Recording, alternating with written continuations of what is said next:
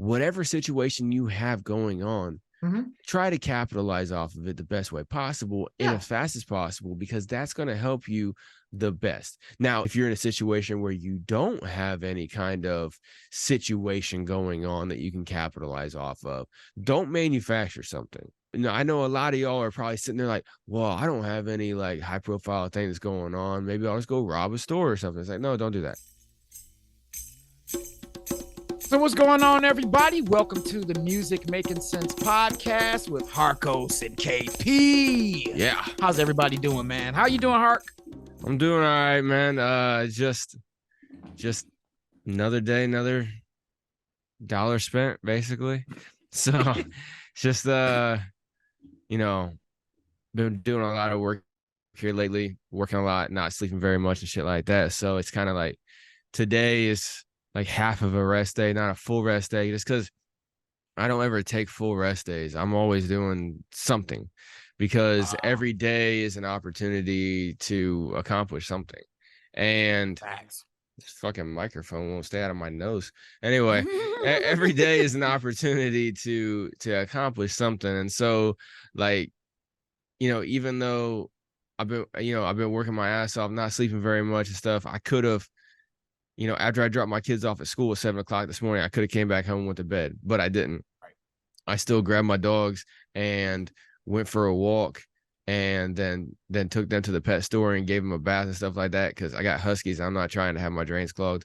And so I took them there and then ran an errand real quick, and then came back and hop on here with you and stuff like that, and I've accomplished more today on a rest day, and it's 1 o'clock in the afternoon, my time, since 7 o'clock, that when most people do in a whole fucking day. That's one of the things that always kills me with when people are like, oh, well, it's the weekend. Like, they use the weekend as an excuse. It's like, motherfucker, that's if you have a day off or 2 days off or whatever from your, your regular job, your earning job or whatever, those days off, like, just because somebody told you that you don't have to come into your work those days doesn't mean you can't be productive.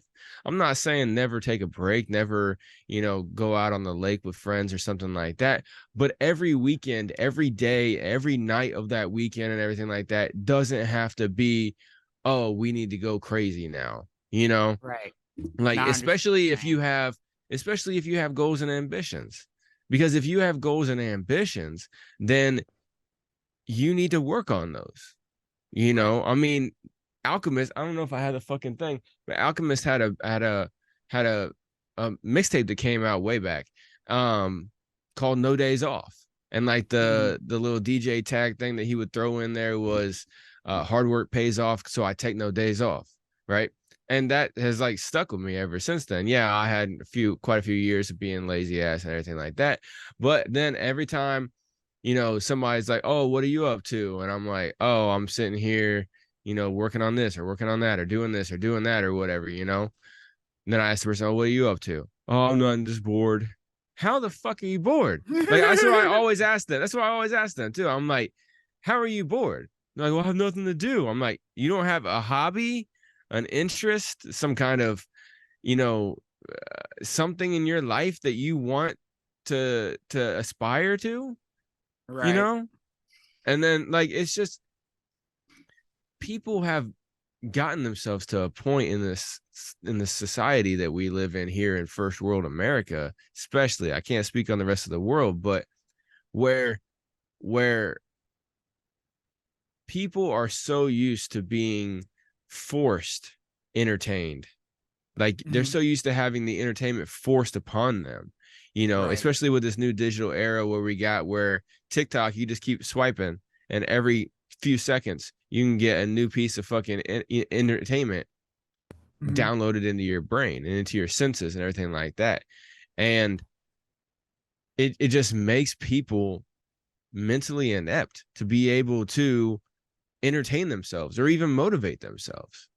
But don't you think that has something to do? But then at the same time, don't you think that has something to do with just the person themselves because I mean, you just brought up like you're able to get out there and do things. I mean, I'm able to get out there and do other things too. Like I've sat up in places where I'm watching folks just in their phone and I'm just standing there with my hands in my pocket looking around wanting to know, okay, who's going to socialize, right?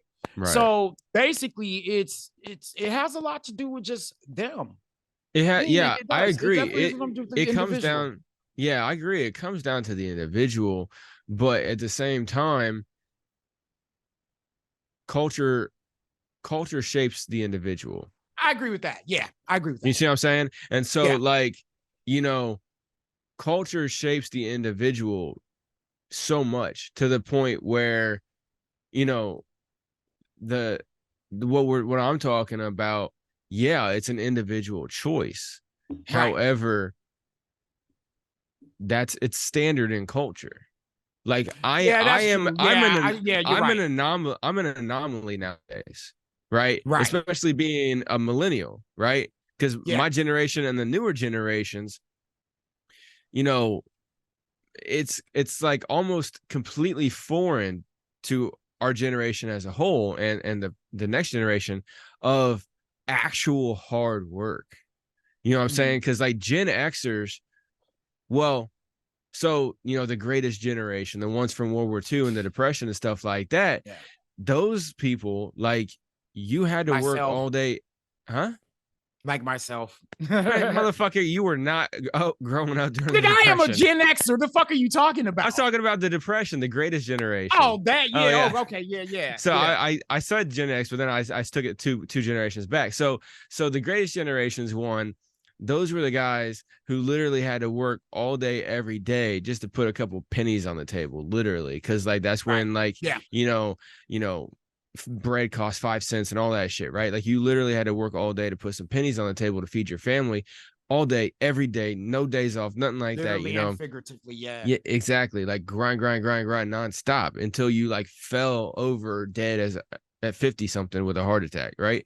And then the boomers came, and that's when America really had like an economic boom. So it made life a little bit easier. That and then the the workers' movements and stuff like that, they gave a lot more like time off and benefits and higher pay and everything like that Right. that raised the quality of living for a lot of people. And so there was a big economic boom and then a big society boom where people could start enjoying life some more, Yeah. and stuff Fact. like that. Well, and then just like what always happens with human civilization is, so on a genetic level, we're Mhm. programmed to every time we replicate, improve, right? You're right. Yeah, you're right. You're right. Remove hardships and Mhm. improve, right? So every Right. time we replicate our gene pool, unless the genes are defective, they will Mhm. try to make the next generation a little bit A stronger, a little bit little less stronger. weak, Right. more immune to disease, all kinds of shit like that. That's how, single cell organisms grow to be complex celled Complex. organisms, Right. Right. right? And so that's the same way even nowadays, now that we're, pretty well evolved, especially from a single celled organism, every generation want, improves in order to make the next generation an improved state from what they grew up with, right? Mhm. And where that's a hell of a positive, right? Because if you grew up in a fucked up situation and you're like, my kids are never going to have to do that, and you work your ass off and make sure your kids never have to do that, that's dope. However, if you don't do it responsibly, it comes with negative repercussions, you know? Right. And I think that's what happened. The Gen X, well, so the boomers were technically the first generation to start having like an exceedingly high compared to their ancestors generation of selfishness. Yeah, Me, I me, agree with that. me, look at my yard. It's about Yeah. me. I need my time. That's when the sexual revolution came and all those revolutions back in the 60s and everything like that. Those were all the boomers having their me time. Me, right? Mhm. I. And that's when, regardless of whatever you think about hallucinogenics, that's when all that started happening, because it was like, I need to improve on myself. It's all about me, the individual, and everything like that. It became highly Right. individualistic. So then whenever they had kids, it was the Gen Xers like yourself, your old ass. And And I look and good, nigga. right, yeah, exactly, with a mohawk and nose ring and stuff like that. That was more part of, my dad's like that too. Tattoos, long, guys growing out their hair and rock, all that shit. It was all Yeah. about me even more. I want to even more express myself, even more about the individual. I'm going to take more drugs and self-explore my own mind and everything like that, right? And then millennials came through, and we were raised by Gen Xers. Like, I don't know about you, but whenever I came up, not my grandparents or parents or anything like that raised me, but some people that I knew at fucking 12, 13, if if they told their parents that they smoked cigarettes, their parents would start buying them cigarettes because they couldn't legally buy them for themselves. Yeah. Like, their parents would like condone, or not necessarily condone, but support their kids' smoking habit. If they wanted to smoke weed and whatever, you know what I'm saying? Like, all that stuff, because the Gen Xers got their teeth kicked in by the previous generation for doing anything close to that, Oh right? yeah. Oh And yeah. and all that kind of stuff. Even though, back in Gen X early days, you used to be able to, at 6 years old, walk down a gas station and buy a pack of cigarettes, Sure even could. though it was We're for not, your parents, and we right? better not smoke that motherfucker. We, dude, hell no. We Yeah, better not, exactly. and Because your better not parents would touch it. kick your ass, right? Your parents would kick your ass, but society didn't have to say, no, you're not old enough to have that. Society True. knew, oh, he's buying that for his parent. If not, his parents gonna whoop his ass, right? Yeah. That kind of thing, right? Well, then, millennials got to do whatever we wanted, right? And then now we're raising these Gen Zers and stuff like that. And a lot of the millennials got really fucked up. And so that's why I say that, like, the individual is a reflection on the culture. And so Yeah. when the culture has gotten to the point through generations and decades of extreme selfishness, it makes it to the point where nowadays people in my generation as millennials, and even younger generation, like, and younger, and sometimes even in your generation too, just depends on how technologically entwined they are. Right. They are in a supremely selfish state where they are on their phone saying to their phone, entertain me. Entertain And me. that phone is saying, absolutely, and fucking doing it nonstop. So Yeah. whenever you're talking to somebody, like for instance, in my situation, I hit up a chick, hey, what's up? What are you doing? Nothing, I'm bored. That turns me off like a motherfucker. I'm like, how the fuck are you bored, bitch? For one, if you got kids, get the fuck, you know what I'm saying? Like women who are bored with their kids at the house, I'm like, take the fuckers out to a park. Yeah. Do something. You know what I'm saying? Like today's my day off of my paid job, right? Like my full-time paid job. When my kids get off of school, I'm hanging out with them all evening. As much as they'll hang out, sometimes they like go to their room for a few and come back or whatever. But like, like, we're gonna go out to eat, we're gonna fucking hang out, we're gonna watch the movie, maybe play some games, whatever the fuck, right? Hang out and everything like that. Anytime I'm not at work or engaged in something, even if I am engaged in something, I'm still right here with my kids and stuff like that. Whenever they need me, I'm not overbearing and shit. I'm in some ways I'm possibly a little overprotective, but like, I'm not overbearing, like, Right. when I, like, whenever I You got two walk in the 15-year-old boys, right? right, yeah, I got two Yeah. 15s, right? But even still, like, whenever I walk in the door from work, like, if any of them have homework, they just walk in with their Chromebook. Hey, can you help me out with this? I'm like, motherfucker, let me get my shoes off first. You know what I'm saying? Like that's the kind of relationship that we got. It's dope as fuck. I enjoy it. Right. And and like, even like last night, like, I was helping with homework, and I'm like, all right, well, it wasn't like super involved. He just had like a few questions here and there. I'm like, all right, I'm gonna go take a shower real quick. If you need something, just yell, because I left like a door cracked open or whatever, and so that way he can just like talk. And then I got out or whatever. He asked me a couple questions or whatever, because even though I tell them to interrupt me, half the time they don't interrupt me. Sometimes they do, but and then then he was like still working on it. It was something kind of easy or whatever, but he still wanted my help. And I'm like, all right, I'm gonna go in here and edit some shit real quick on the computer.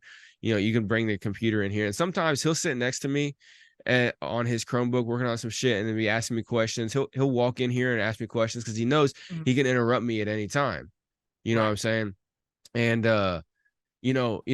so like, I have that kind of relationship based on like how I was raised with my parental figures, and I was raised with my grandparents for a good chunk, and then my dad and stuff like that. It's very, very mixed. But either way, it was always like involved. Like, I never felt like I was a problem, like I was an annoyance. You know what I'm Right. saying? Like, even whenever I was being annoying, sometimes they'd be like, all right, just go in your room and play. Like, it was nice. It wasn't like, man, get the fuck out of here. Right. And Yeah. so, like, whenever I hear anybody say that they're bored, and the main people I talk to are females usually, but because I don't talk to a whole lot of people, but when I hear people tell them they're bored, I'm just like, yo, there's so much you can do. Like, if you have a hobby or interest, go do that. Right. Right. You know what I'm saying? Like, whatever your hobby or interest is. And if for whatever reason you can't go do that, find another one. Right. Right. Or if you have, and the one that bugs me the most is if you have any goals and ambitions in life, like you got something you're trying, like a passion you're trying to turn into profit and turn into your main source of income and your lifestyle, and you're sitting there saying you're bored, I'm sitting here saying you're fucking up because because because you're never going to get there. Right. Because if you're bored, well, then you have the mental juice to use it, and you have the physical juice to use it. Because if you didn't have the mental or physical juice, you'd be exhausted. That's not called bored, that's called exhausted, and you'd be sleeping like a motherfucker right now. See what I'm saying? Like, that's what I try to tell people, and it's such a turnoff for me to even talk to anybody, right? Just because when they say that they're bored and shit like that, I don't know how we got in this topic, but like, it drives me nuts. Oh, I remember, I was saying how I've been busy. Yeah. Fuck. But anyway, not so yeah, like, if anybody's listening right now, anytime you say I'm bored or this is boring or something like that, don't even say those words. Just fucking fix it. Just Yeah. fix it Do somehow, something. anyway. Find something to do. Yeah. And what's really crazy too is that people who have a job and after their job, they come home and they may like go hang out with some friends or whatever, but they really don't have a lot to do. Then clean up their house or whatever, sit down and, get some entertainment of some kind or whatever. And then they go to sleep or whatever, right? Like, they don't really do a whole lot extra. It's pretty typical, right? You go Yeah. to work, you come home, you take care of your house or whatever, relax or whatever, and get ready for the next day and just kind of chill, right? Hang out with some friends. If you got family or whatever, hang out with them or whatever. When I tell people my day and all the things that I have working on besides my full-time job where I work over 60 hours a week at running a restaurant, or my music marketing stuff that I'm trying to grow where I can help other artists and everything like that, or the podcast right here with you, where even though we only come together one day a week for approximately an hour or so, Yeah. I still have the editing for the long form podcast itself, plus cutting the clips as well too. And then also my personal music and editing the videos for those, editing the promotional clips for those and stuff like that as well. You know what I'm saying? And then I also have my kids. And then I also have a garden. And, obviously that's only a few months out of the year. Right. But, I got that. And then I got to keep up with my own physical health, do some exercise and stuff like that in the morning. And I take my dogs on a walk. I care for them. I got a fucking house it's like I own a house. You know what I'm saying? So there's maintenance and shit like that on that. I got a car and a truck. I'm not balling. It's like an old school truck I bought for $100. Yeah. But I got a car and a truck. They need maintenance and shit like that. Like, I got all these things. And people are like, how do you have the time? I'm like, You got to make the time. I just make it. I try to Yeah. You prioritize. got to make it. You got to triage that shit, Yep. just be like, hey, what's it saying? Beyonce and Jay-Z has 24 hours in a day, just like everybody else. Yeah, exactly. And that's one of the things I find funny is that, like, I remember listening to, I think it was the first podcast with Joe Rogan when he had Elon Musk on. And I remember him, they were talking about They all was the getting different high as hell on that motherfucker. Well, there was that one, but I remember Joe was talking to him about all the different things he has going on with SpaceX and Tesla and the Boring Company, Right. and then his flamethrower project and all that kind of stuff, right? And Joe was like, how do you have the time? Like, how do you do all this? Meanwhile, Joe has a podcast, a full-time comedy career. He is a UFC commentator, right? And then he's a partner in On It, which is a supplement company and stuff like that. I'm sure he has stuff to do for that. It's like, and then he's got a family too. It's like, bro, you're busy as fuck too. Like, why are you asking this dude how does he have time to do all that he's doing when you're running multiple companies as well too? Like, you get it got accomplished. ventures. Yeah, you got a lot of ventures. Yep, that's true. Yeah, you get So it accomplished, right? Well, okay. you know, like if I was talking to him, he'd probably be like, "Well, yeah, I get it accomplished. I got a bunch of people that work with me and stuff." It's like, yeah, he's a fucking But billionaire. He doesn't do right. all of the work Yeah, he hands doesn't have on. to do all the He work with has a hands. lot of Yeah, people that work for him just the same as you do, Joe. You got a got team. Jamie. Yep. Yeah. Joe has Jamie. Joe doesn't edit the videos. Jamie Yeah, does. Joe doesn't Jamie post the shit does. up. Jamie does, because Jamie that's what does. Jamie's paid for, and that's what Jamie Yep. loves, right? Yep. You know, and you know, Jamie loves golfing too. But you know, either Yeah. way, right? You Yeah. can tell I listened to Joe Rogan for like years, but Oh yeah. like, you know, so it's like, you know, like what you said with Beyonce and Jay-Z, it's like everybody has the same 24 hours in a day. How you spend it is completely up to you as the Up to you. individual. You know, and And if you're walking around saying you're bored, especially if you're listening to this podcast, you more than likely are an aspiring artist. So fucking goddamn it, if you say you're bored, then you need to fix your fucking self. get up All and do right, some shit. fix it Yeah, right now. definitely. Go turn on a beat, whatever your musical outlet is. Go start Mm-hmm. doing it. Go Yep. pick Go up do that some. Yeah. guitar. Go hop on the Yep. keyboard. Hop on the fucking drums. Put on a beat Yep. and hop behind. You know, get a pen and paper out or whatever. You know what I'm saying? Yep. Like you know, Use your mind. go out and shoot a fucking video for it or for any kind of Yep. promotional content. Like I Start a podcast. yeah, start a podcast and get your name out there. Start building a brand. You know what I'm saying? Yep. Like I went in like hella depth on a content creation platform or a calendar that you should put together on our last episode. Go check it out. This is not an intentional plug Wendy of the Day last also talked episode. about that too. Yeah, Wendy exactly. Day Everybody talked about talks doing about that. it. Yeah. Yeah, She everybody talked talks about she's it. using a planner.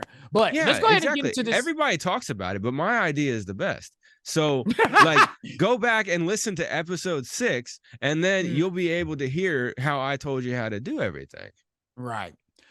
Word up. But yeah, so we're gonna get into it here today before I just hop in my fucking sermon. It's not Sunday, but it's what it is. But we got KP over here, and he wanted to bring some drama into everybody's lives. But he actually has an interesting take on it from a promotional and marketing standpoint. And we were talking about it a little bit before, and we started getting into it a little bit about it from differing opinions. Yeah. And so he's like, oh, let me hit record. So go ahead, KP, go ahead and set it up, man. All right, boss. So here we are, man. We're going to talk about, if you guys been watching lately, about the Kiki Palmer and Usher situation. If you guys are familiar with it, and Darius Jackson, I'll go ahead and throw him in there too, because he is a part of it, a huge part of it. But anyway, so what happened was Kiki Palmer was spotted at one of Usher's shows in Las Vegas, and she was apparently dancing with him in a nice little see-through dress, she was dancing with him as he was serenading, and it got as Usher does. As Usher does, doing what he does. Yeah, that's what my man do. Yeah, so all y'all get used to it, damn it. But yeah, he's been selling his body since he got on the stage. He's been doing that shit since, and being able to look, dude, he's got the skills to pay the bills. What can you say? That too, yeah. But exactly. But here's what happened. They started dance. They started dancing. He started serenading them, and Darius went online basically telling her that she's a mother, and and she has a boy, she's in a relationship, and she shouldn't be out there like that, looking like that, and dancing with Usher and all this stuff. So anyway, Usher ends up turning the situation around and basically making a video out of it, which is Boyfriend. Right. And if you guys haven't seen the video, we're going to actually watch it. We're going to watch a little bit of it today. But the situation and what I see from it is this: in spite of what everyone's talking about, and I want to say this because here's the thing. Look at the crowd psychology of this whole thing. I want you guys to pay attention to the crowd psychology of this, all right? Pay attention to how this situationship, as we gonna say, situationship, right? To see how he was able to say, okay, you know what? Since I'm in this, since my name is in this situation, here's what I can do. He made a video called Boyfriend. It wasn't just And a video though; it was a song yeah, as well too. it was a song. It's a song. Yeah, it's a song and video called "Boyfriend." He put it out right pretty much after this incident, after it went viral, and everybody starts going in on it. You had so many different. You got men with different opinions about how he was out of pocket and he's a simp, and then you got the ladies saying that that's just who he is, and y'all hating because y'all niggas ain't got the skills to do that. And Kiki Palmer is a boss and she her own lady, right? So they're all taking up for this. So it became a huge uproar about basically. All right, guys, I want to apologize for the technical difficulties we had earlier today. Just my computer ended up just took me out, and I don't know, I was out of the feed, and Harkles was still in the feed, but I wasn't. So Yeah, anyway, I was still in the Zoom room for yeah. it, but it kicked him out, and so I was like, "What the fuck?" But then Yeah. I had shit to take care of, and he had some stuff to take care of. So we're coming back like 9 hours later Yeah. to go ahead and finish this up for y'all. Up. So editing magic, y'all not gonna really know too much, but if that's why our tone is a little bit different now, that's the explanation for it. So exactly. So KP, before we got rudely interrupted by technology, KP was actually going into the breakdown of this whole Usher Kiki the horror situation. So go ahead and man, dude, come on, quit, dude, don't even do it. It's not even about that. We don't. Not my point is this, okay? I know. Okay, so everybody has their little opinion about it, but the thing I want to focus on is I just want to put it out there real quick. That's not my opinion. I have a different opinion about the situation. I just wanted to say that for clickbait shit. That's so foul, man. Don't be saying that about no sister like that, damn it. You know damn good well because you love you some sisters. But anyway. Yeah, it just depends on how they love themselves, though. I don't, you know what? I'm not gonna get into situation, that. The situation. Situation, dude. Chill with that one, all right? But anyway, what I want to my main focus is the marketing aspect and the crowd psychology behind this incident, which has turned into a video for Usher. Yeah, because you were saying how people were calling Julius or whatever his name was a simp, Darius, shit like that. Yeah, Darius, they're called Darius, right? I mean, and to me, and I'm going to say this, guys, just before we get, that's not what between those two. And I want to point this out because this whole incident, this situation, could be marketing and build fan bases for all three of them. Well, the growth of the Usher and Kiki's already, but if we look at Darius's situation, it can also grow a fan base for him too on a different level. So let me just kind of get y'all into this. If you guys seen the video, I'm going to go ahead and show the video, right? Because I think we need to see it. So, break down a little bit more of the backstory, though. You were like starting to get into that a little bit, okay, and then you got cut off by the technology issue. So if you guys are familiar with this whole situation, you guys know that it started off because Kiki was being serenaded by Usher in Las Vegas at a show that he was performing at, and she had on a see-through kind of a dress with a little bit of a bikini top and bottom, if you will, or people would say, but I think it was just a part of the dress. You know, I'm not sure, but ladies, school me on that one, please, or maybe I'll just go ahead and look it up. But the point was that she went and she was being serenaded by Usher in this dress, and then Darius Jackson, the father of Kiki's and his baby, all right, he posted on social media that he was upset with her going out there showing her cakes to the world with Usher and being serenaded by him and being hugged up and all that other stuff and grinding on him. So people, right, and Darius and her are together or no? No, they're no longer together. Okay. Because of that situation. And so they were together when that situation happened. Yes. Now they're not. Now they're not, because she ended up breaking up with him because he got pissed off about her grinding on another guy. And about him and that sort of thing. So yeah. Right. So what ended up happening? So basically, Usher people can say what they want, but Usher ended up making this beautiful video here. I'm gonna go ahead and play for y'all. And it's called Boyfriend, because this is what he did. And the funny thing was, it's the way he did it. And we're gonna get into that. I'm gonna talk about that, but let's go ahead and just watch a little bit of the video.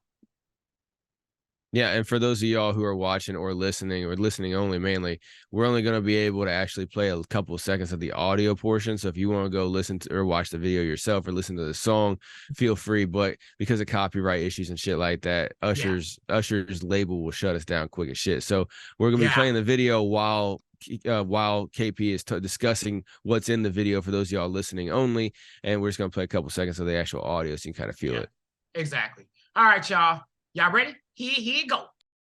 And unfortunately, YouTube blocked us only playing 5 seconds of the song, so I had to just mute it out. But if you are watching this on YouTube, you can see the video and you can go check it out for yourself over on YouTube or wherever the hell you want to listen to music. Anyway, back to the show. All right, y'all. So that's a little bit of piece of it. Now, personally, I love the song. And Usher's my man. I love Usher. I'm sorry, y'all. But okay, just want to break this down. Now, this situation, I wanted to say to artists especially, okay? Regardless of how you feel about it, all right? I want y'all to look at the marketing aspect behind this, okay? And the fact that it's a controversial topic, he was able to take it and make it into a song. Now, on a statistical level, let's look at how many subscribers are on Usher's list right here. But look at how many views this video has already got. 7.5 million subscribers. Right. And now look at the views. 3.7 million views on just this song alone. It came out August 16th, and today is August 21st. Yep. So 3.7 million views in like 4 days. In 4 days. 5 days. Sorry, my math is fucked up. No, that's all good. 5 days. But you see what he was able to do. He got half of his subscribers to listen to it. Yeah. I mean, because you do the raw math. He's got 7.5 million subscribers. This is a new news story, and he only got 3.7 million. So that makes me initially kind of be like, okay, so what's the other 3 million subscribers? They don't fuck with him. They don't get the notification. They don't follow us. You know what I'm saying? Like, that's one of the questions I kind of have. But that's a different subject. Yeah, I mean, but here's my point. I'm looking at it from a perspective, because guess what? Those 7 million people are going to look. This video is going to catch up more. Oh, yeah. Eventually it will. Yeah. But in the first 4 days to get 3.7 million, I mean, that's no feat right there. That's something. I'm not discounting that. But, you know, but the point is, it's kind of going back to episode 5 or 6, whichever. Episode 6 that we just had last episode. It's kind of going. No, sorry. What the fuck? No, it was episode 6 or 5. But anyway, what I'm trying to say is, one of the previous episodes where I was talking, we were talking about fictitious numbers from major labels and stuff like that. Them doing fictitious numbers. That's what I was shooting at. But anyway, sorry, go ahead. But that's not, again, let's not. I'm not looking story. at all of that stuff. My point is that I'm looking at the fact that he took a controversial situation and made a song out of it, and look at where where it's going. That's what I'm saying. And an artist, this is crowd psychology, which Sean and Corey talked about within Brandman Network. Shout out to him again. But being able to take any situation, whether it's good, bad, or indifferent, and being able to make it into a song, creating a video with it, making it go, making it hit, really touching your fans, because how many people are into Usher? How many people are into Kiki? Right? Right. So that's going to boost that fan base. Now, and for those of y'all just listening only in this video, so the whole time in this video, Kiki has been in the video. She's been lip syncing to the stuff. They keep doing cuts of her and Usher back and forth. And dancing. And now it's like 3/4 of the way through, and she's in bed next to, all I saw looks like a man's arm, but she's getting on the phone. I'm just guessing probably the Usher or whatever, because like in this video, no, Usher's on the phone.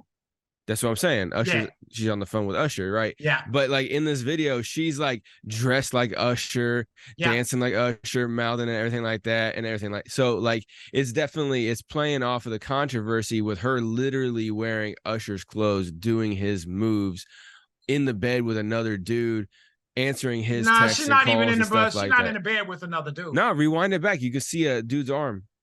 No, I didn't see that. Yeah, rewind it back a little. It's a different video now. You're gonna have to back up or skip the I ad or know. I'm gonna whatever have the to fuck skip is going that. on. There you go. Yeah, now rewind it like no, it was like 3/4. Like right in yeah, oh, right in there when she first gets in the bed. No, back it up a smidge more. See that arm right there? Hold up, nigga. Hold up. All We right, now looking like this on Friday. let it That's play. a See, but pillow, fool. That's her arm. okay, it looks like a pillow now. Yeah, Nah, at nigga, you just first, try. no, at first it looked like a black man's arm. All right, come on now. That's gonna sound fucked up coming from a white dude, but for legit, for the on first view, at quick glance, I'm like, oh, she's laying in bed. Oh, she's next to some dude. Oh, she's answering a call from somebody else, type of You thing. think she trying to be Joy from Friday, nigga? That's what they. Dude, I mean, this whole song and the whole video portion of it is like, look, I got your girl in my clothes, doing my moves, singing my song. What else could you add in there? She's answering my calls when she's in bed with you. You know what I'm saying? Like, I'm just saying, like, that was my first initial instinct, but I stand corrected. That was a pillow. It was a brown pillow, so it fucking threw me off. Call me what you will, internet. I'm not a fucking racist, but It wasn't that's racist. what it. It's just No, funny. that's It's what just it because, initially looked yeah, like, right? it looked Because like a that brother arm. The Darius dude, it looked like it was supposed to be like a But side he light shot of an skinned as arm. hell. Okay, But he okay, hella light skinned. He's right, that. but see, if I was making the video and I wanted to be super petty, that's what I would have done in that scene right there. Not had her in bed empty, in an empty Right. bed by herself. I would have had her in bed next to just a figure, right? And then it would play into, oh, they did a video where Usher's calling her when she's in bed with Darius. Oh shit, you know what I'm saying? It would have added You to would it. have added more Joy from Friday to it. Like, what the fuck you I'm going to just show saying, in if you're there? gonna be petty, right? I mean, I'm just thinking of it from a marketing aspect. You want to get the most value. As the government says, never let a good tragedy or never let a tragedy go to waste, right? Right. Well, you want to never let a good situation go to waste or whatever for marketing purposes and stuff like that. So one thing that me and KP were getting into this morning before we even started the episode, and that's why we cut it in, is because my thing with this is so KP, I was asking him, just like I've been asking during this as well too. I was asking some questions because I don't follow this kind of stuff personally, right? But so I was asking, I'm like, okay, when did the grinding situation or the serenading situation happen between Kiki and Usher, as opposed to when the song and the video came out? So that was about two. That was two or one a day or two prior to that. Okay, so the serenading situation happened 2 days, a day or two later, however many days it was. Oh, the serenade, no, before. Right, the serenading. Yeah. So the serenading happened, right? So the serenading happened, and then a couple days later, this music video comes out. Yes. Okay, so my thing was, whenever me and KP were talking, is I was calling bullshit on it being an organic situation that he capitalized on, because I'm looking at the logistics. Now, even if I'm Usher, I got Usher's money, Usher's connections, Usher's label, everything like that.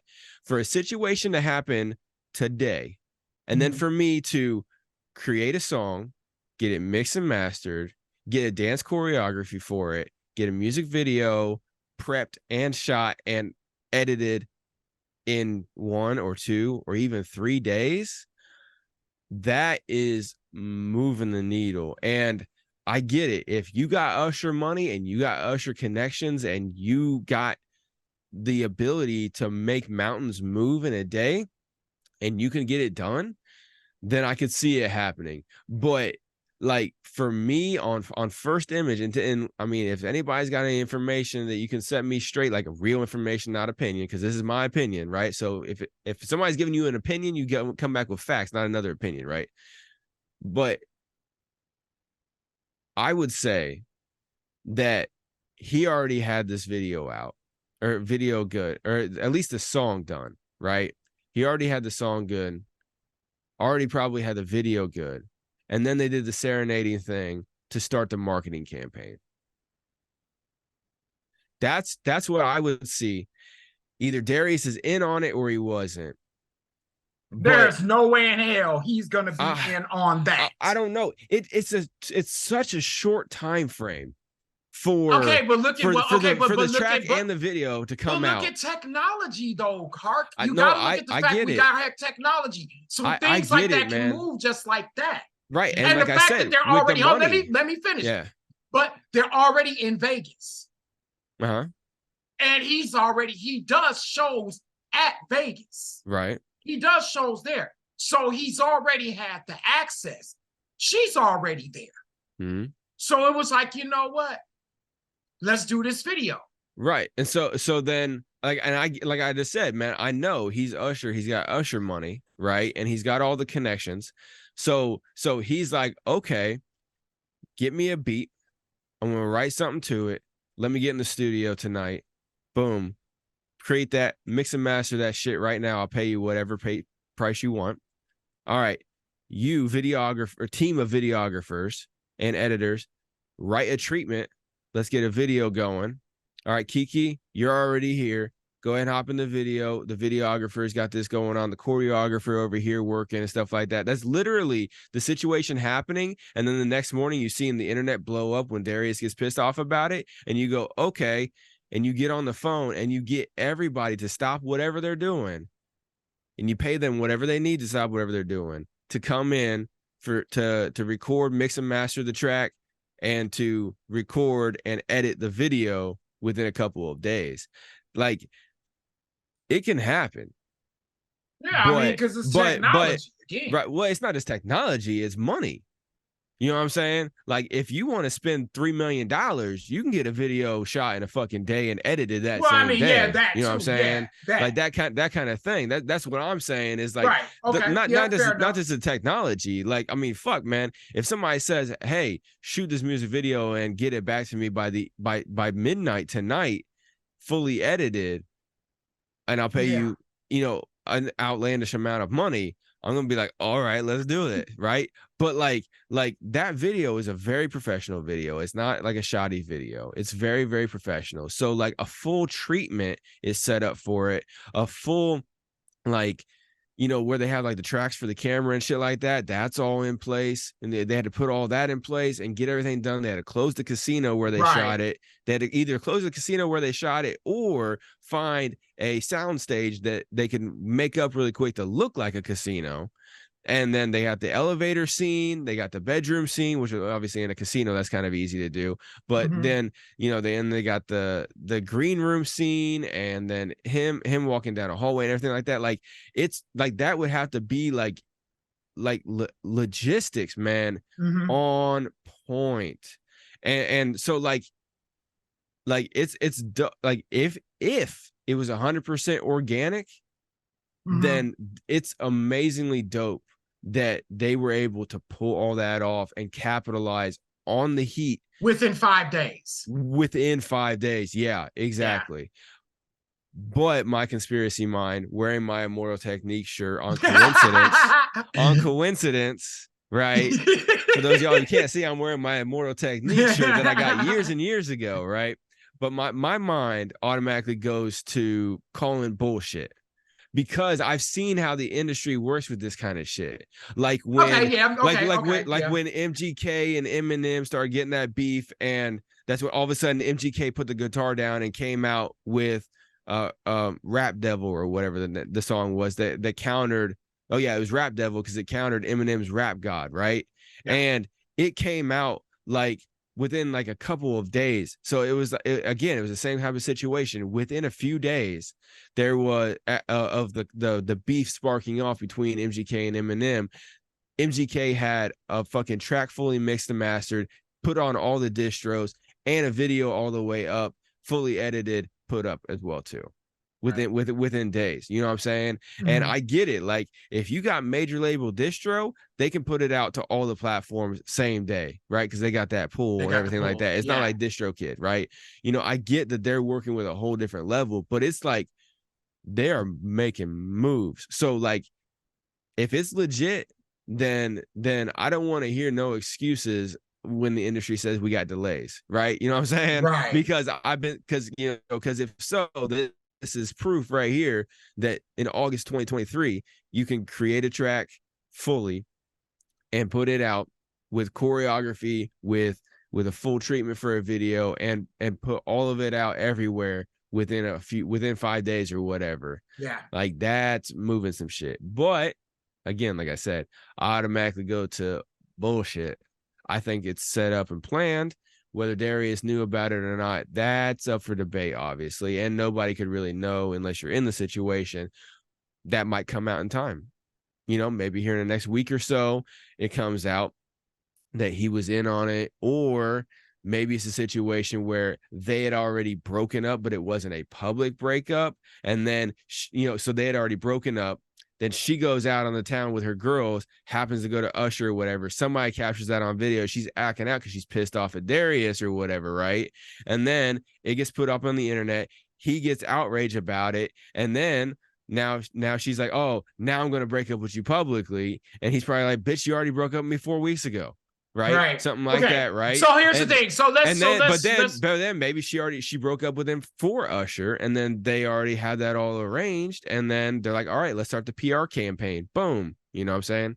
I think you're reading way too far into it. Okay. That's fair. And I mean it. I'm not going to doubt you. That's fair. I do that sometimes. And here's why. And the reason I am, because the thing is, I can see where you're coming from, but at the same time, you are kind of reading into it too far, because the thing is, whether it was and whether how Darius feels, here's what I wanted to focus on, or here's what I want to focus on, is the fact that, as I was saying, Darius, and okay, we can just for the sake of argument. All right, let's just do this for the sake of argument. Okay? Just tell me what you think, right. man. So here's what I'm thinking. I get that I can reach. I get that I reach too far. I get that I put on stuff, right? So I'm just saying my full opinion, and I try to do both sides, right? Either they're logistical masters, or it's a conspiracy, right? Okay. It might be. So it might here's be in what between. Right. So, so what do you think? Yeah. But here's what I'm thinking, and I'm looking at more Darius than anybody. That's just because factor. Because you brought it up. Mm-hmm. So let's talk about where Darius can go from a marketing aspect with this. And artists, I want y'all, and this is why I'm really talking about this. And I am glad, and I'm very glad that you are bringing you're bringing your feelings into it, because because the thing is, a situation like this is very touchy, right? Because it's dealing with love, it's dealing with the child, it's dealing with all these things. But here's what I want y'all to understand. I think, number one, the child's going to be in good hands. I'm not worried about that. I'm not either. Okay. But here's what I'm saying for you guys. For Darius, okay? Darius can grow from this. Darius can start building a fan base with this, because number one, if you look at what's going on, and this is why I follow a lot of the drama as an artist, okay? Because number one, it gives me really good ideas musically. And when I'm thinking of music, I'm thinking dramatically, or thinking about feelings, because I'm looking at instrumentals, right? Right. And the way I use my voice to express those feelings. And music is feeling based. Yeah, that's feeling based. Yeah. So, but here's what I want to say to you guys, okay? Being able to use these feelings, right? Darius can take this to where because he's already got people backing him up, especially a lot of men. And the fact that we have the growth of the Andrew Tates and the Fresh and Fit, even though Fresh and Fit just got demonetized from YouTube. We'll talk about that. That doesn't stop anybody. Yeah, that doesn't stop anything. But my point is, because of this incident, and what's growing now, like I said, with the Andrew Tates and the Manosphere and all those things, right? And his stance that he took, because I want you to think about the stance he took. He said, "You're a mother." That was posted that was content. Yep. Okay? That's how he set it up. That's how he set it up. The crowd psychology behind that was saying, look, It was looking at who? Men. And who did it bring out? Men who feel the same way he felt. Men who feel like Kiki is what you called her. I'm not going to say it, but at the same time, they're men, and then they look at Usher as a simp, right? Right. So now, in the video I was just showing you, Shisha Zed, the coffee pod, he's one of those guys. Okay, so he has. So what I'm saying is for Darius, whether you like it or not, and ladies, I'm saying this to you too, lady artists, this doesn't matter. It doesn't matter about your feelings. What I'm trying to tell y'all is this: the same way Kiki Palmer was able to use the crowd psychology, bringing able to be in the sisterhood, it's the same thing Usher was able to do by being the quote unquote simp. And I'm using that term loosely because I'm not looking at him that way. But yeah, the you're point just using is the term that everybody is calling him, that they're using in order to have this market, in order to have this crowd psychology behind the market. Yeah, because now it's a divisive topic. It's a hot button topic. Exactly, it's a hot button. Exactly, and it's divisive on so many different levels as well too. And it's similar to the Will Smith situation with Jada and her son's friend that she was banging, and then the Chris Rock slap and all that stuff. Yeah, like all the, and like her red table talk where she was sitting there just like torturing that man. God, I feel sorry for that dude after that shit. Like the whole rest of the situation, that's his personal business. But that red table talk where she was interviewing him, like, and why do you think I cheated on you? Like, it's like, whoa, Jesus, you're putting all this out. And here's the thing. That's something else. Like to talk about that behind closed doors or even with psychiatrists or friends and family, that's one thing. But to the open public, that's kind of Now, okay, and you're right. But here's the thing, guys. And again, back to this topic. No, and that's fine that you brought that up, because here's the thing. I'm one of those people now, when you think about, if you think about it from an artist perspective, and the thing is, Will Smith's an artist himself. Yeah, and Chris Rock is too. And Chris Rock is too. And look what Chris Rock's special did. Right. Chris Rock was able to take the special. Will Smith, even though he's been blackballed a little bit for 10 years in Hollywood. Here was the thing. Will Smith still has the ability to rap. And he still has the ability to act. Exactly. And he still has the ability to go out in public. Because this is where I wish he would have done. Yeah, well, this is where I really wish he would have done something there. That's what I'm saying. I wish he would have really taken that and done something behind it, where it's like he took it and made it into a piece of art. Really take this, make the situation a piece of art. Yes. Yeah, because what he did was he did that Emancipation movie. And then here recently, I actually was flipping through like my newsfeed or whatever. How was that movie, by the way? Did you watch it? I haven't watched. I don't watch that many movies. But I did see where he was on the Kevin Hart show, the Heart to Heart or whatever his podcast he's got on Peacock. I saw that they were on there, and he, like, the little clip that I saw, because I didn't see the whole thing, I don't have Peacock, but I saw a clip in like a news feed, and Will Smith was like, yeah, I shouldn't have done that Emancipation movie, but I wasn't in the right mind, right?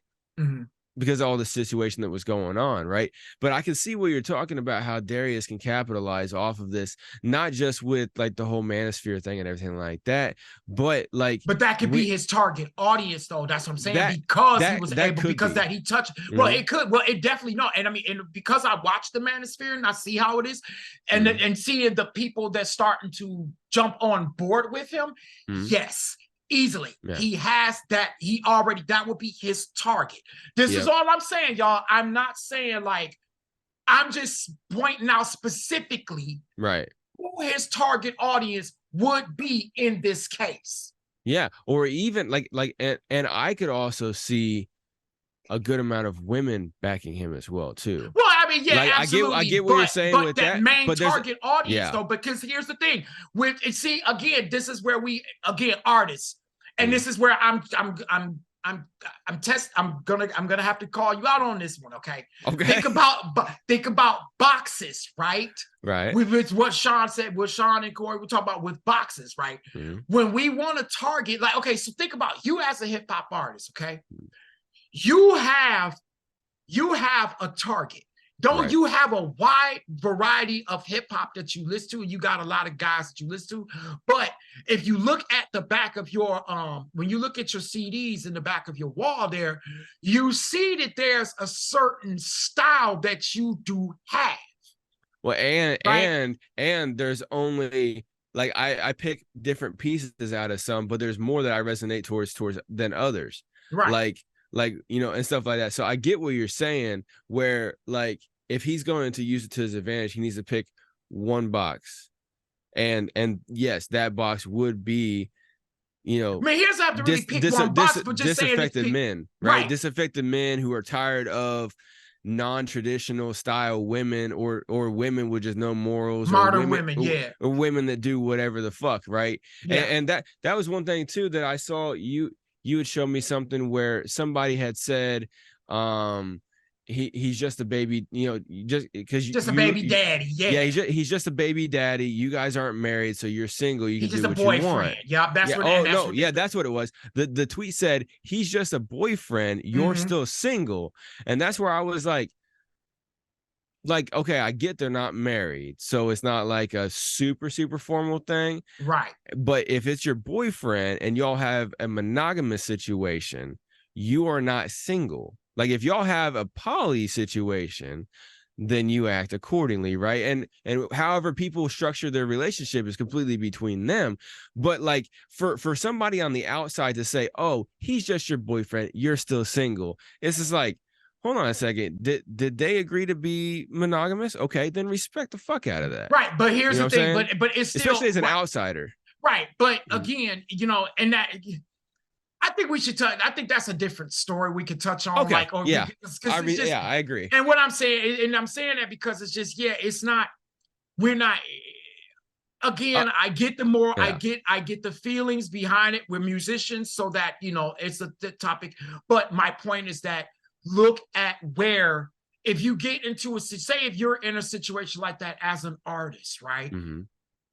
You can go so Or many you different you can ways. go so many different ways with Mm-hmm. it, right? Yeah, because Even if you everybody's look at growing. it, right? Everybody's growing, and even if you look at something that captivates you, Mm-hmm. okay, like this topic really captivated me, Yeah. right? And I mean, and there's some relative, yeah, because there's some human relative. There's definitely the human factor behind it, Yeah. right?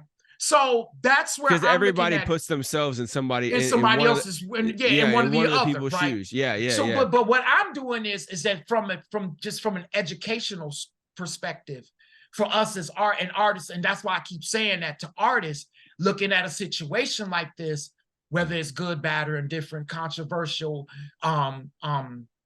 joyful, inspirational, tragic. It's you're able to take it and do something with it, and you want to. And when you're doing something like that, you want to plan behind it. Like there's that feeling of, okay, you want to take this. What is it that you want to do? What is it that you really want to say? For Usher, it was like, okay, dude tripping on me, his Let me boyfriend. capitalize. Let me capitalize on, like, I heard that your boyfriend's looking for me. Right, That's exactly. cool. Right now, he got me singing that shit, right? But Right. because he got a hell of a voice. Sorry, Well, he yeah, does. he does. And I see what you're saying with if we just pull out of it and stop talking about the situation details, we just talk about the marketing aspect, right? Because I was getting lost. So so like the marketing aspect of it, absolutely. So Usher is going to be winning because not only did he make his first new song in how long, you know, but it's he's a trending topic right now because of some other shit that's going on involving him. So he's capitalizing on that, and they're running the fuck out of the marketing on that. He's probably got a good month, maybe two tops out of this. Yeah. And he didn't have to reinvent himself as an older artist. He didn't have to you know do any kind of marketing campaign or a PR campaign to say, hey, Usher's coming out with his first song in X amount of time. Nothing like that. All he did was put it on the internet and said tomorrow. Exactly. That's it. And then All he do the did little clips of the out of video of that. Kiki Yep. dancing and stuff. And the Yep. beauty. Also, let's talk about Kiki. Let's talk about with Kiki What? as Yeah. well, And then, so because like, that's where I was gonna go next. Like, so now she is going to have a different level of support and supporters. It's mm-hmm, going to be a higher level of support. She's got a higher level of public eye now. Her name yep, is getting out there more than it was before. So the mm-hmm, next thing that she does here soon, she's got to do it while it's hot still. The next thing that she does is going to get more eyeballs and more traffic than what it would have 2 weeks prior. mm-hmm. And she did You know a what I'm little saying? song prior, like a little song talking about, because Mm-hmm. she sings too. She Okay. did a little bit of I think she did a song too where she was dancing in the video, and baby girl can dance. But let me say this, ladies, This next one's ladies, going to oh, go harder yeah, this though. was going harder. But ladies, I just want to say this. I love y'all. Okay, I know, but guess what? Kiki can't dance better than my nigga Usher. Sorry. Just gotta put that out there. Cody, Either you way. ain't shit, nigga. He did it better than him because a couple of ladies were in there talking about some. Why Kiki doing it better than him? No. I just want to No. put that out Yeah. there. No, Usher is like the king of dancing. Chris Man, Brown tried to be all that yeah. stuff, Man, Chris Brown can move. No, I'm sorry. Yeah, Chris Brown can but go. he's tried to compete with Usher. That's where his like angle of attack was from. Because he came up after Yeah. Usher. He came up True, true, true, after true. you know what I'm saying? Yeah, So Usher's like been out for a so long so the time. same way that Usher, went at the same, maybe not the same angle, but he went at a similar trajectory of attack that Michael Jackson did. Yeah. Then Chris Brown came and did and then so then the next people did that, and just kept going like that. Every Yeah. generation they pick people to follow in line of, when they're going True. up in there and stuff like that. So yeah, so if she had previously put out a song, that one's not going to get any reignition of fire. But her next one that she drops here soon, she got to go quick. Yeah. That one, especially if it's topic based to this topic, mm-hmm, or something that has to do with, like hypothetically, if Beyonce never put out Single Lady and now Kiki comes around with a song called Single Lady or talks about being single, you know what I'm saying? Like that kind of something in that mm-hmm. realm where like I'm single again or something like that. Like she comes out with one of those like fuck my ex, I'm single, I'm gonna do what I want type of tracks. I She's can gonna get a still lot, be a mama without you, something all like that. that. Yeah, they Yeah. could really, I Watch mean, this mama shake her money maker, something, mm-hmm. you know what I'm saying?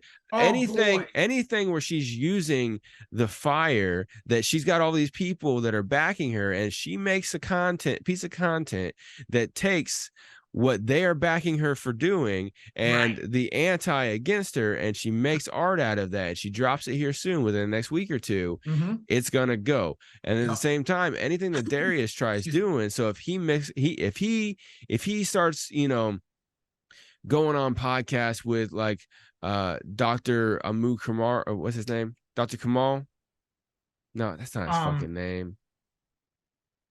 Uh Oh my God. Dr. Omar. Dr. Dr. Umar. Omar. Dr. Umar. Umar. Yeah, Umar. Yeah, sorry. Thank you. Yeah, he Mm-hmm. goes on with Dr. Umar, or he goes on Breakfast Club. Daily Rap Crew, or yeah, Yeah, he started hitting those. Charlemagne. He goes on with Yeah. Charlemagne, or he gets on, what I'm saying, with some of these other like, like traditional masculine type of situations. I mean, so I've been, no, I'm not gonna go into that. So like if he goes into Or he can places do like that, podcasts. He can do yeah, podcasts himself, because you think about Kwame Brown. he could start a Yeah, he could because start a remember, because think about podcast. what Yep. Kwame Brown went through, right? With the Mm-hmm. whole thing of being, when he was being called a bust and everything, he Mm-hmm. came out and spoke out about it, and he ended up building a podcast, and Yep. it was like, and that podcast took off.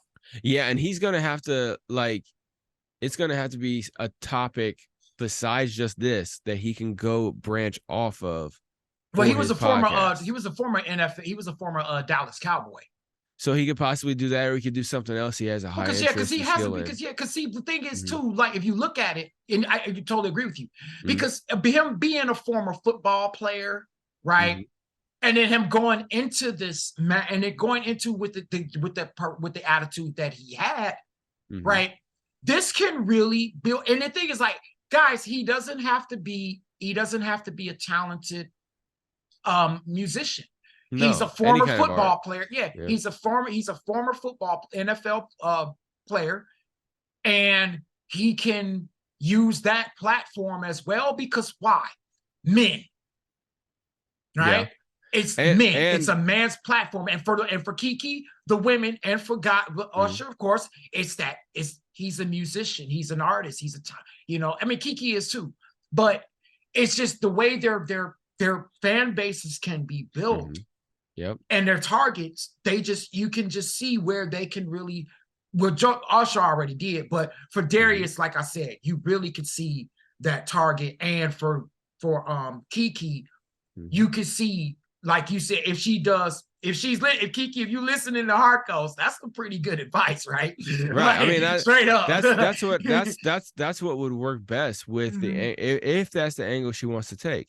If she wants to take a different angle where she's coming at it from a different moral slant or something like that, she can do that as well too. I'm just thinking, what would be marketing optimal to get the most reach?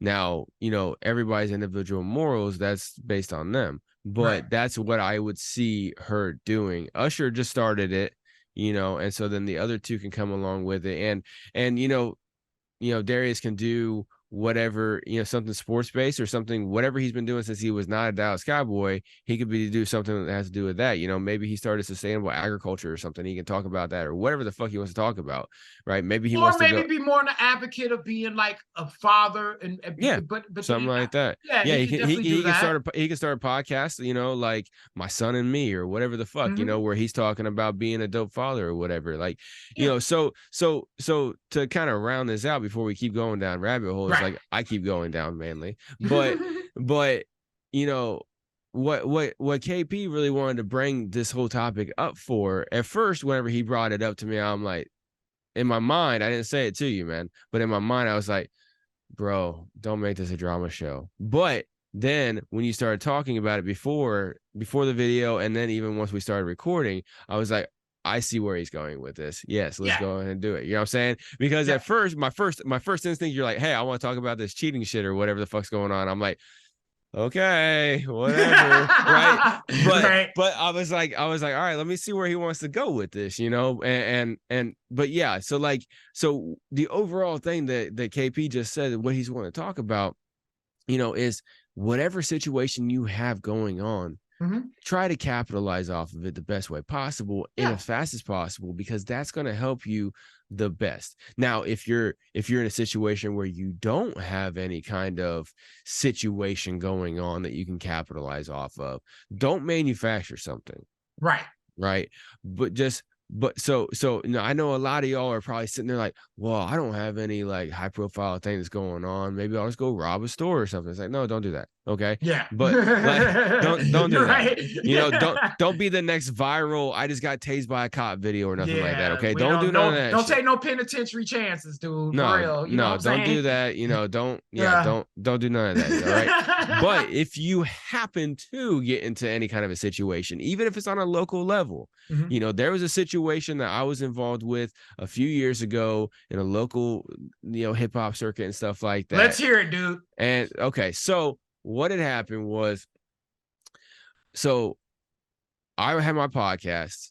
And the radio show style podcast that I started in 2017, closed shop in like 2021, right? But anyway, I started making music in like 2018, and then I was rocking with another podcaster. He was kind of like a podcaster. He had it was when Facebook Lives were still available to happen, so he had a Facebook Live show where he would do like a countdown style competition. He was really, really influenced by WWE wrestling and stuff like that, and so he made a show kind of like that, but for hip hop. And so me and him became cool and everything like that, and started working with each other. And then I met a lot of the artists on his show and stuff like that. And there was this one artist on there that me and him were like, we would like fuck around with each other back and forth. He had like a pop trap type style, and I got more of like a conscious type of style, right? And so like we would always shoot shots back and forth, in friendly competition and stuff like that. But I knew that the audience that this show attracted loved his shit, and and for what he made good quality shit. So me and the host of the show and that other artist, got in like a in a group chat, and I was like, hey, I got an idea.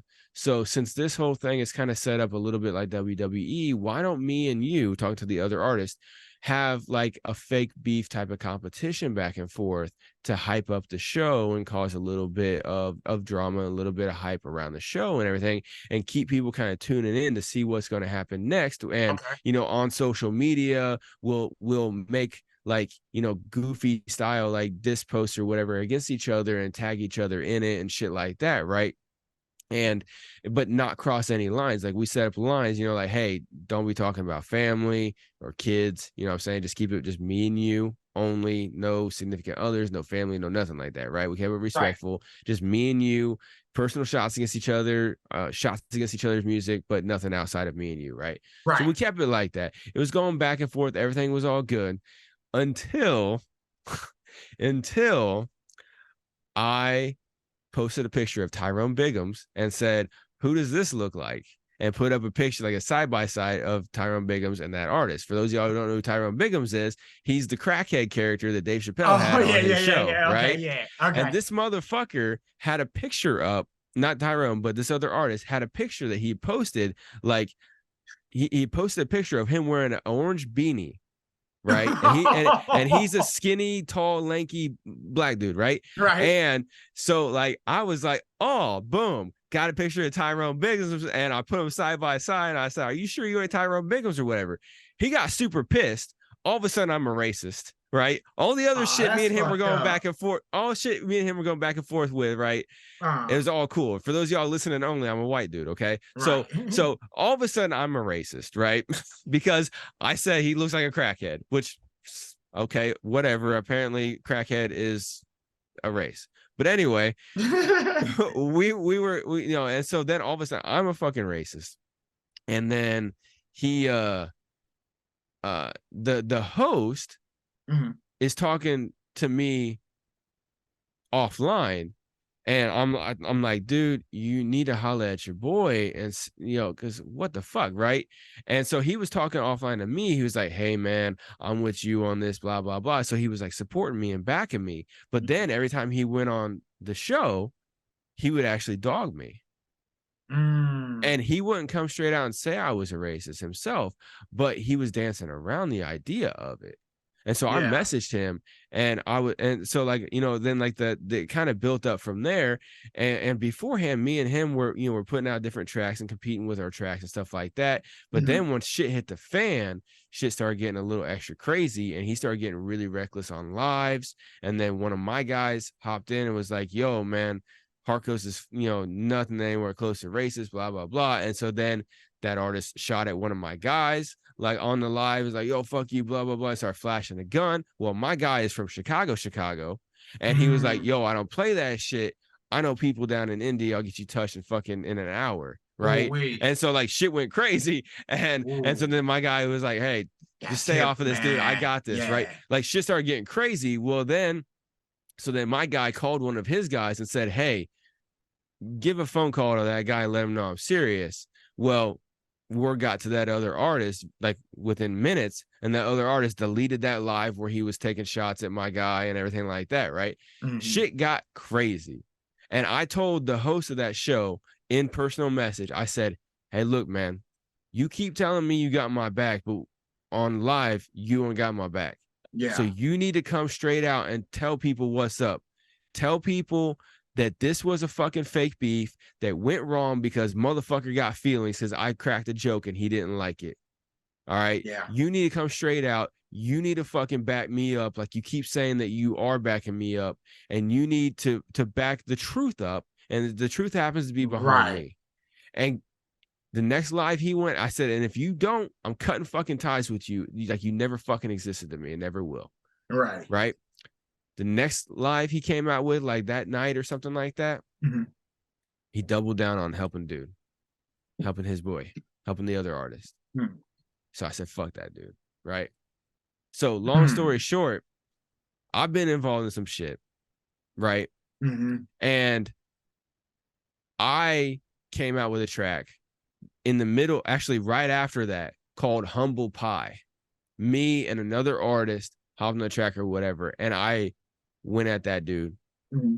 It did a little bit of movement and stuff like that. But the fact that most of the people that were involved in that shit were in the realm of that show. And when I cut ties with the host of the show, and the host of the show was not even backing me or even playing my shit anymore, then that track didn't move anywhere. But if it would have been able to have been shown in that circuit, if it would have been able to get into that arena, if it was a big enough situation where we had more than just 100 people that were following it, right? If we had thousands of people that were following the situation, and you know, thousands of people following the situation, they were following what me and him were both posting on our shit, and they saw my track Humble Pie and stuff like that, and it started going, it would have been a better capitalizing situation. Just like what Kiki and Usher and Darius are going to be able to do in this, and just like what you as an artist you can do in those kind of a situation, right? Yep.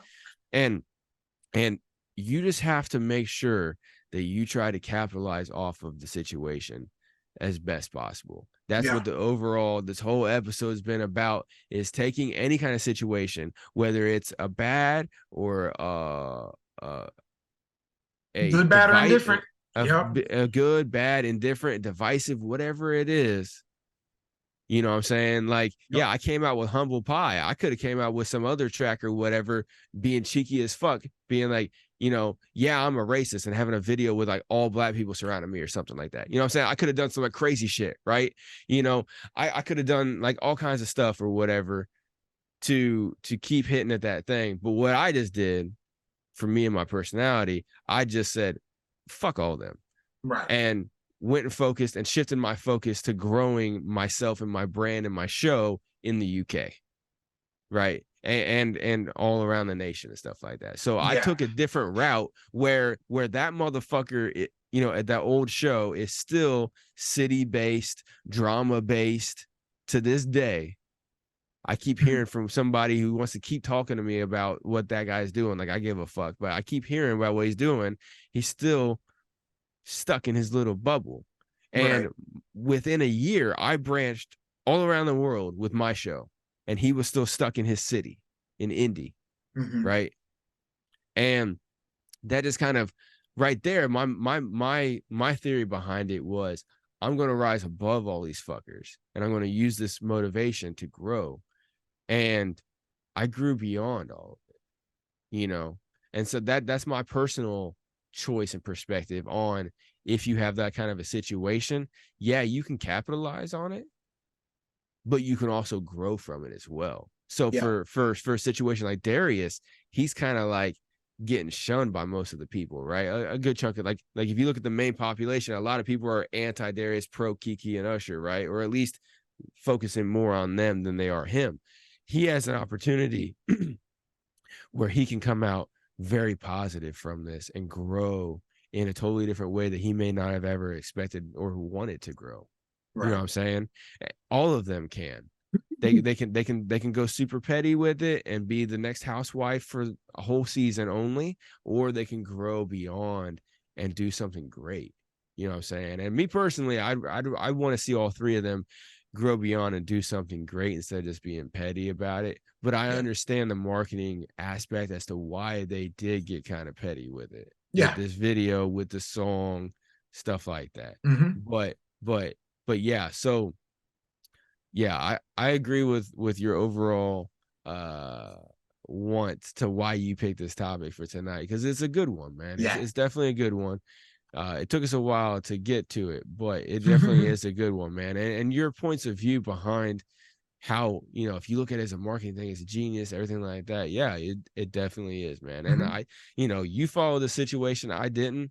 And yeah, I agree. Yeah. And that's why I wanted to, because it's like, you know, I think that we you and I we can talk about things, right? But I feel like something like this, which is a very touchy subject, and being able to say, all right, look at it from a marketing perspective, right? And if, you know, the fact that we've learned about the understanding of crowd psychology, like that, to me, ever since Sean showed that video, I've been able to really look at all these things from that perspective. Right. And also just being able to take my personal feelings out of it. Right. Because I thought about, and I want to tell you guys a little bit of my experience with this too. Like, for a while, I did get involved with that manosphere and the manosphere environment and stuff. I got involved with, especially with Kevin Samuels. Rest his soul. But now when I think about it, I was trying to come at it one-sided. And the reason I was coming at it one-sided was because I wanted to get a reaction. I wanted to see what reaction I had gotten. It was quite a few lady friends, who were really disappointed in me at the same time. You know, why do you think that? Well, because I'm a queer Black man who stands up for human rights in a way where it's more left-leaning. Okay. I can honestly say that. Yeah, I do have more of that left-leaning politics. But well, you there live are in Seattle. Yeah, I do live in Seattle, but I'm from Detroit. Right. Yeah. Right. And so that whole thing, and just me being from the D, you know what I'm saying? Like, I was able to see things from that perspective. So, but also seeing things from another Black man's perspective who was more conservative. But it taught me a lot about approaching marketing. Okay. And it taught me that by being able to say, hold on, wait a minute. Don't look at things from such a biased and divisive viewpoint. Look at it from a perspective of how you can grow from it, and how I can use it as a tool versus staying in the pocket of being divisive. And that's why, I can say, for me as a metal frontman, that's why it ended. Because I did become divisive because I took that stand. But at the same time, I knew I needed to take a stand. Sometimes right? you have As an to. artist, especially from an artist perspective, it was like, okay, I do need to take this very stand. But then when I got away from being a metal frontman and got more into jazz and started getting into the fact that I was able to break away from the metal scene and go through what I had gone through, and now I'm here. And so I looked at that and was like, I started being more conservative. I started getting a little conservative with my viewpoints. Like, okay, I could see being conservative has its advantages, right? And I started looking at it from that perspective as well. But then I said to myself, all right, how can I utilize both of these experiences into and kind of like, and I guess I wanted to say, I don't want to always deal with fighting for human rights. You know what I'm saying? And I'm saying this, and listen, guys, I'm not saying this in a way like I don't care, that I don't love and I don't care, and I still love, I still have that love and compassion for people. And it's just the exhaustion of the fight. It's just the exhaustion of exactly. It is the exhaustion. I get what you're saying, man. I get what you're saying, because ironically, 2 days before January 6th happened, I had gotten to such a point following all the political shit going on in there. I've been following politics and, all that kind of stuff for years. And I got to a point where I just shut all the internet off. Like, I just stopped going on social media, stopped looking at news, stopped everything and I just had to clear my head. I was like, look, I'm getting so involved in all this stuff, and I keep trying to, fight for what I thought, about different subjects, not just the election situation, but like all different kinds of subjects for years and years, right? Before Trump even ran for election, right? And so like all these different things, like I'd always been trying to fight for liberty and stuff like that, and you know, civil rights and everything like that, and you know, just like your basic, you know, Bill of Rights and all that kind of shit, how everything's getting trampled upon, you know, everything like that. And I've been, you know, trying to tell people everything like that. And then, you know, the pandemic hit, and a lot of the stuff I said that the government was wanting to do, like I was talking about this shit back in 2016, 2017. Oh, the government's wanting to eventually do this, and this. And then 2020 happened, and then they started doing some of the stuff for some like type of things and everything like that. And then I started seeing a lot of similarities between, you know, the what happened after 9/11 and what happened after 2020 kicked off. I started seeing a lot of similarities. And so I'm like, okay, they're going to go to war with it. And when the government goes to war with anything, you lose rights and all this kind of shit. Right. And I kept like accurately predicting, or very close to accurately, like within like 75% margin, what they were going to do next. And like, I started being proven right. And all the things people tried telling me I was crazy about, or that I was futile for fighting. Same here, dude. Same here. That I was futile for fighting for. Oh, you know, don't worry about. You know, you'll never be able to do anything. Blah blah. All that kind of shit. I eventually got to a point where I got tired of fighting as well too, and I had to just disconnect. So I get what you're saying about how, like, you know, you still care about the things that you were fighting for. Yes. And if push comes to shove, you'll still fight for it. But in the scheme of things, as an individual trying to fight a mountain, you're exhausted. And so where you know, you can help, you know, reach one, teach one, or whatever the saying is, right? Where you can talk to individuals and you know, stuff like that, and you can do that. But trying to fight the fight against the machine by yourself, and you think you're linking up with other people, but you don't even know if they're real people online or not, and all that kind of shit. I get exactly what you're saying. And then there's so many viewpoints that we all have. And like, when you dig down deep into yourself as an individual, you start realizing, like, man, like, you're diverse. You're diverse. You're very diverse. Yeah. I mean, and I know I realized that too with myself. Like, I'm like, damn, dude. Like, when I thought about it, I was like, damn, dude. I mean, I was getting tired of it, but at the same time, I still love metal. Right. Like, and there's nothing that will ever stop me from loving the music. Phil Anselmo makes me want to fucking slap him, makes me want to karate chop his ass in the throat. Right. But guess what? Some of that music, that man's voice still fucking resonates through to me. But Phil, if you're out there, yes, Nick, I want to karate chop your ass in the fucking throat. But dude, your voice really, really touched me, man. Yeah. So and Phil, that's what if you're listening, me.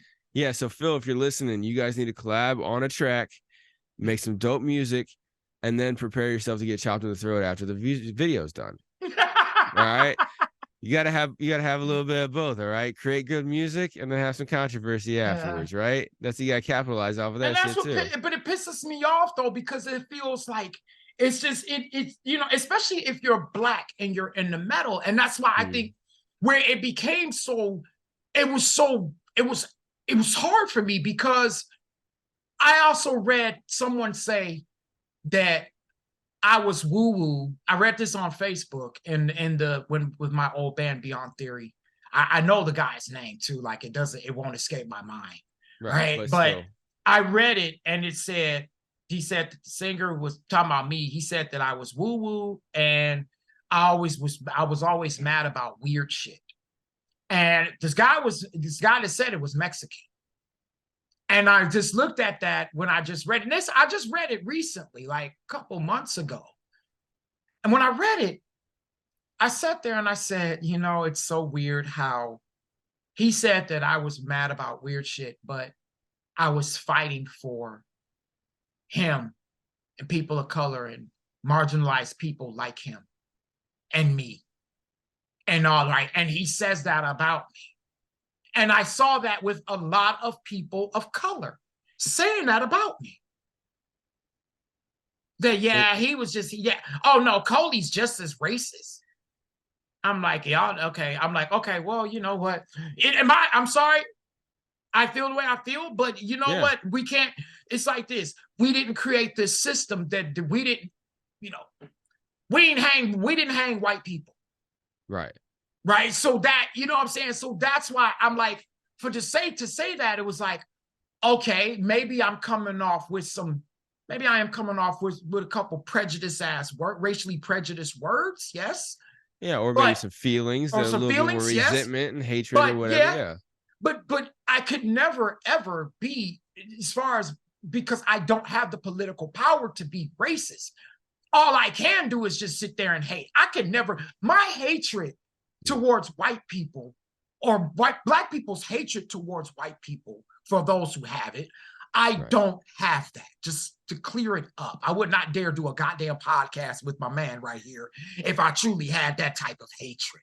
Right. But because of you being in hip hop, you understand the feelings that I have. Like I said, who can relate to each other better than a white dude who's in hip hop and a black dude who's in metal, right? So you understand that, and that's why we click so well, right? And people will probably be like, "Oh, well, you know, I know," and I know you guys are gonna sit there and be like, "Well, you know what? I noticed that Hark talks a lot." Well, yeah, we've actually had a talk about that, and I told him that I feel like in my heart that he is more of the star.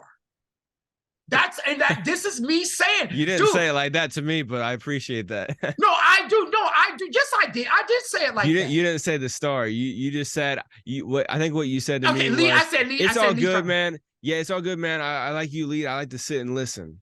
Yeah, I said you're like more of the lead. I feel like you are more of the lead. Sorry, yeah. Right, yeah. But either way, but seriously, no, I do think you are. Right. I do think you are more of the star. Seriously, I truly do.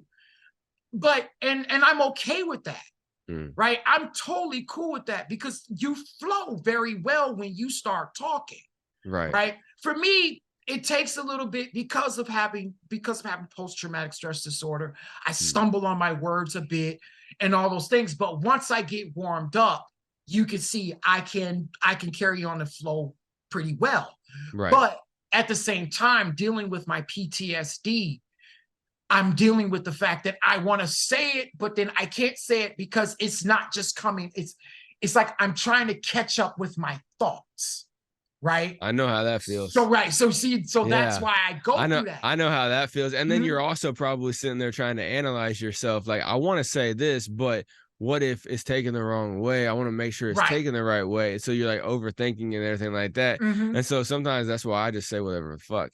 Like, and sometimes I have to do that. Yeah, you got to turn that off. And that's what I'm learning. And now it's like being that having a partner who's a podcaster, I'm able to do that. But I also like I also enjoy it because it gives me a chance to learn how to work behind the scenes a little bit more. Because what I also do, guys, is that I come up with a lot of the top. I'm the one that does come up with the topics, right? For the most part, unless I have something on top. Unless he have something to top off the top of his dome. But I do come up with about, I would say, 75%. About 75% of the topics. Yeah. Okay, fair enough. Right. So me doing that, it's like I'm preparing us and then setting us up and things like that. I'm also doing that, setting us up to go on when we go on air and when we're recording. Then once that's done, we'll send it. I'll send the videos or whatever, and then send the videos to Hark. He goes ahead and does the editing. And then that's what we put out. So the way we do things is it works better for us. And the way is that I was able to sit back and see that myself and understand, like, okay, yeah, he could definitely take the floor, right? Yeah, he takes the lead. And also, I had a solo podcast for 4 years. Yeah, and straight. See, I've had mine. Yeah, I only had mine and I had mine only for like. I was off and on with it, right. Well, and like I told you in that text message too, I was like, hey man, because I was editing where it came out. I was editing a video and I was going through, and like most of the fucking whole episode was me. So like most of the clips were me, and I try to get like a close to an even amount of clips from him, clips from me to post up on the socials and the shorts and all that shit. And I'm like, damn. And I was like, hey man, like, am I like not letting you talk or anything? He's like, no, man, you're good. Why? What's up? And I was like, okay, I was just making sure, because I was used to running a solo podcast for 4 years on top of the fact that I'm an opinionated, fiery Sagittarius, so I say what the fuck I want to. And the fire sign works, and I'm an Aries, right. so our fire signs, and that's why it's Right. that understanding that I have, because it's like, and when I told him, I was like, dude, I think we should do a podcast.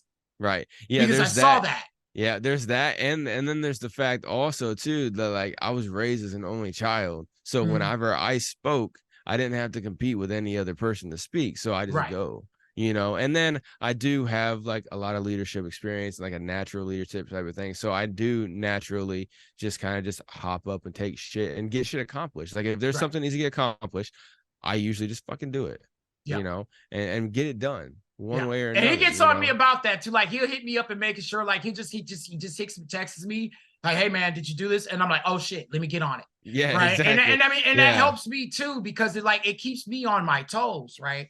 Yeah. So I think that's why for us, I think this partnership really works well as podcasters. And I can't wait to meet you, man. That's the one thing, because we both are in different states. Yeah. So I mean, totally it would be really cool.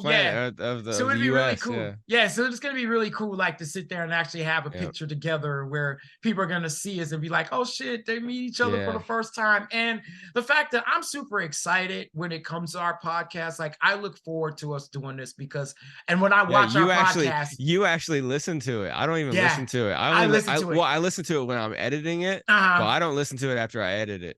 Yeah, see, I love to listen to it. After I edit it, I'm done. Yeah, well, yeah, because you get to go ahead and piece it out, and then you're like, all right, that's good, right? But me, it's like I'm like, okay, can't wait to see it, and then when I see it and just see how it's done, and I'm just like, but I'm also able to see what else can I make, what can I do to improve it from my end, right? After watching it and looking at and being able to view it and hearing it and things like that, and then just being able to say, okay, I do need to maybe talk more. So then that way people will be like, right, you know, and it's just, and it's not like you're going to be rude about it. You do let me, and you do let me talk.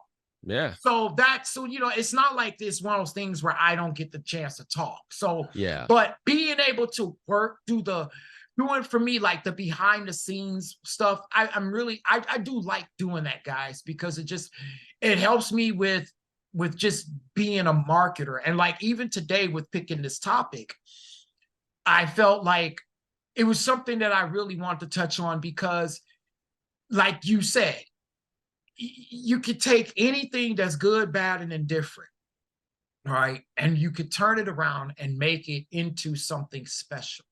Yep. And that's what I feel with doing this podcast. It's like we can have these type of topics and discussions, and the things that's going to come out of them is a valuable lesson. And the cool thing, and hopefully more people will be able to listen to that lesson as time goes on, and more people are going to, because of the fact that we are continuing this, and the fact that I'm taking it as a career. Right. Like, and we come at it 100% organic, because of the fact that me and you don't really know each other that well. And so like, it's like every week we sit down and we have a conversation that's purely organic. You know, like when like, for those of y'all who don't know, like sometimes we'll text each other about, hey, what topic or whatever, but we don't go in detail about what we want to talk about. And then when we get on the Zoom, before we hit record, I'm like, hey, well, you know, what do you want to talk about? Okay, make sure you get the shit queued up and stuff like that, so it's not an editing nightmare for me and stuff video wise.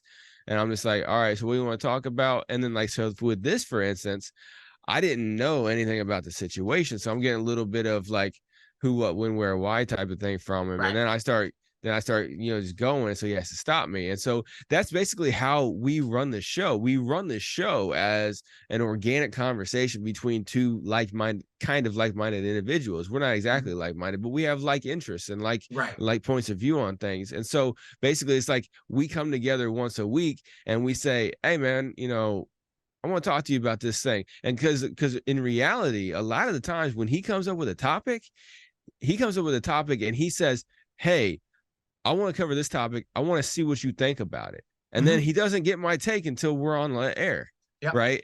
And then sometimes, like if it's something that I pick, I'm like, hey, I want to talk about this.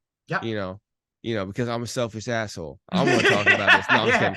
But no, it's like you know, like, he's selfish. selfish, y'all. Fuck him. Right. No. But like, you know, the SEO is totally useless episode that we had a couple episodes ago. That was me. I was like, hey man, I want on this next episode, I want to talk That's about just how the last SEO is. episode. Yeah, I was like, I want to talk. No, it's 2 episodes ago. But Okay, I two was like, episodes. I was like, man, I want to talk about how SEO is totally and utterly useless for artists because Mhm. I had a previous conversation with an artist and he was asking me about SEO. Right. And so he was like, okay, all right.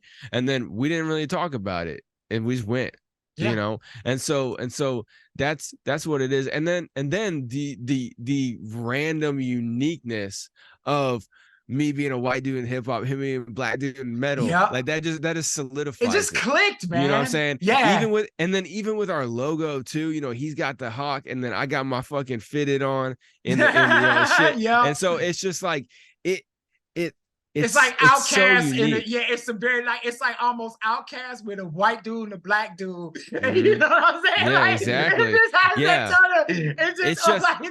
it's so cool. I love it. So we are the greatest music marketing podcast on the whole internet right now because of those dynamics, because we are 100% organic, 100% original, and 100% just unique dissection of American music.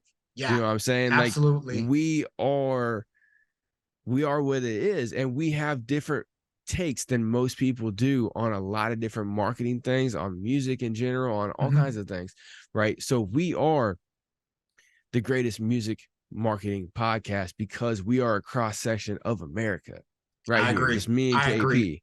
I agree, KP, dude. 100%, you know, and that's me being a little bit Trumpian in the way I'm saying it, right? But it is for real though, Yeah. and you know, any of y'all listening, feel free to drop what you think about it. You know, we've been getting some feedback. We've been getting a lot more reach.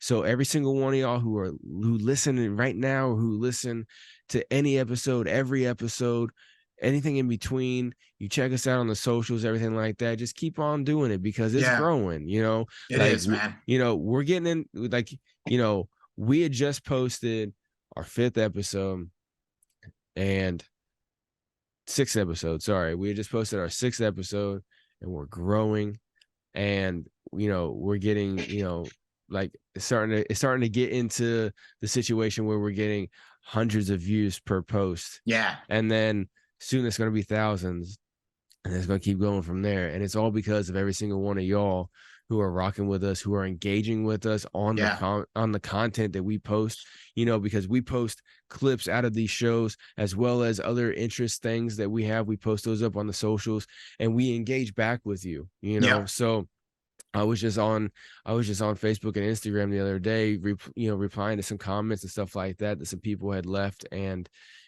some, you know, stuff on the YouTube channel. There's a couple comments and stuff like that as well too. We actually engage with you. We actually, you know, even though there was one comment that was highly negative, I still responded back to him in a positive light, you know. And it's all about, you know, when we're getting messages coming in from like these scammers trying to do some shit or whatever, still doing a positive light and stuff, you know. But our growth and our success is completely because of you, and we thank you for that very much so. But and especially for the fact that, like I was telling an artist yesterday, like, we have this podcast. Yeah, it's going to elevate our personal status. It's going to elevate our business interests. But most importantly, it's going to help so many people. Because when we get on here and we're talking about different topics, we're giving out different pieces of advice, different pieces of information, different theories that we may have about different things when it comes to music or music marketing or entertainment in general, whatever the situation is. You are getting that information and you can do with it what you will. And we definitely hope that what it will do is help you. Right. You know, and that's our overall goal. Like that's our main goal. Help other artists. And then our second and third goals are, you know, elevate our personal lives, financial lives, and our music-based lives. You know what I'm saying? That's what it is. You know, some people got that twisted and got it backwards, but we don't. You know, so no, you know, we beaten the fuck out of this horse a couple times. But if you like what we're doing here, keep tuning in, keep like, share, follow, and subscribe. Show this show to at least one other person that you know will like it. Recommend that they check out the clips, at least bare minimum. You know what I'm saying? All the clips are under a minute. If they don't have a lot of time, they can sneak peek and see what we're about on the clips on all the socials. Exactly. We post up all the reels and everything like that. They can check it out. They can check out the full length episodes on all streaming platforms, including YouTube and Rumble and all that shit as well too. So make sure y'all keep tuning in. We'll be back here next week for another great episode from the greatest podcast ever to be created by a black dude who loves metal and a white dude who loves hip hop. Hell yeah. Hard Coast and KP Music Making Sense podcast. Y'all have a good one. Holla, y'all.